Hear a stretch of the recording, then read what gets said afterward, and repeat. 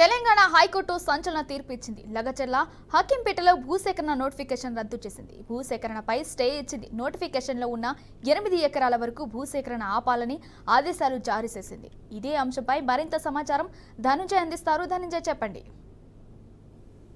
Thank you తరుణి. ప్రస్తుతం చూస్తున్నాం ఎందుకంటే తెలంగాణ హైకోర్టు రేవంత్ రెడ్డి ప్రభుత్వానికి బిగ్ షాక్ అని చెప్పొచ్చు. ఎందుకంటే నోటిఫికేషన్ భూసేకరణకు సంబంధించిన నోటిఫికేషన్ రద్దు చేస్తూ హైకోర్టు ఉత్తర్వులు జారీ చేయడంతో ఒక్కసారిగా రాజకీయంలో సంక్షోభం నెలకొందని చెప్పొచ్చు. ఎందుకంటే లగచర్ల హకీంపేట్ కు సంబంధించిన భూసేకరణ విషయంలో తెలంగాణ హైకోర్టు సంచలన తీర్పును ఈరోజు వెలువడించింది. ఎందుకంటే ప్రభుత్వం ఇచ్చిన నోటిఫికేషన్ లో భాగంగానే స్టే విధిస్తూ హైకోర్టు మధ్యంతర ఉత్తర్వులు సైతం జారీ చేసిన పరిస్థితి మనం చూసాం. భూసేకరణకు సంబంధించిన విషయంలో ఇటు ప్రభుత్వానికి ఎదురు దెబ్బ తగిలిందని చెప్పొచ్చు. ఎందుకంటే లగచర్ల హకీంపేట భూసేకరణ జరపాలని చెప్పేసి ప్రభుత్వం నిర్ణయించింది. ఈ మేరకు నోటిఫికేషన్ కూడా నిర్ణయించింది. లగచర్ల ఫస్ట్ అని చెప్పారు, సాయంత్రం మధ్యలో తీసుకుంటారు. సందర్భంలో కలెక్టర్ వెళ్ళినప్పుడు అక్కడ జరిగిన ఘర్షణలు చోట జరిగాయి. దీంతో రైతులు జైలుకు కూడా వెళ్ళిన పరిస్థితి గతంలో చూసాం. ఈ పరిస్థితుల్లో భాగంగా అయితే ప్రస్తుతం ఈ నోటిఫికేషన్ పై స్టే విధిస్తూ మధ్యంతర ఉత్తర్వులు సైతం జారీ చేసిన నేపథ్యంలో ఒక్కసారిగా విచారణకు సంబంధించిన వాదోపవాదాలు విన్న తర్వాత హైకోర్టు సంచలనమైన తీర్పును వెల్లడించింది.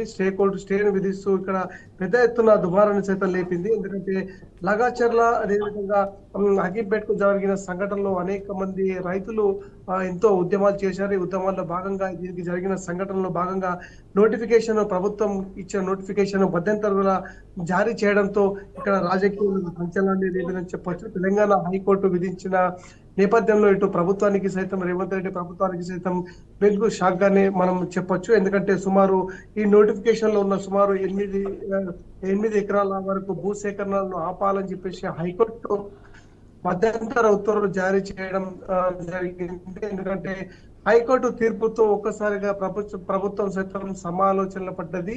స్టే విధించే భూసేకరణను ఇప్పుడు రద్దు చేయాలని చెప్పేసి చెప్పడంతో అటు ప్రత్యామ్నాయ చర్యలు ఏం తీసుకోవాలని దానిపై చేస్తున్నారు. ఎందుకంటే గతంలో హకీంపేట లగచర్లకు జరిగిన సంఘటన తీవ్రంగానే జరిగింది.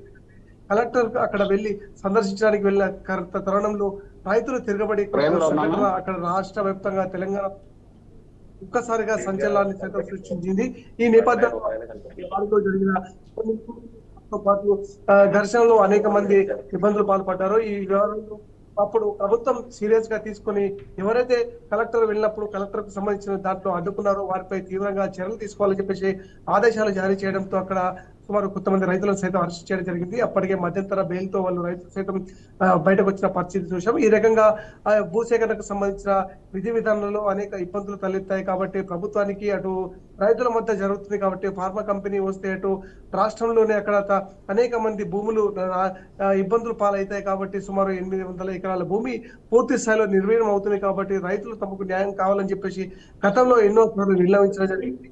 పరిస్థితుల్లో ఇటు రైతులకు సంబంధించిన వారు సైతం అక్కడ హైకోర్టు అప్పీల్ చేయడం జరిగింది. హైకోర్టు అప్పీల్ చేసిన నేపథ్యంలో ఈ పరిస్థితుల్లో హైకోర్టు భూసేకరణకు సంబంధించిన మధ్యంతర ఉత్తర్వులు జారీ చేసి హైకోర్టు స్టేతో పాటు పూర్తిగా రద్దు చేయాలని చెప్పేసి ప్రభుత్వానికి సైతం ఆదేశాలు జారీ చేయడం జరిగింది. Right, thank you Dhananjay.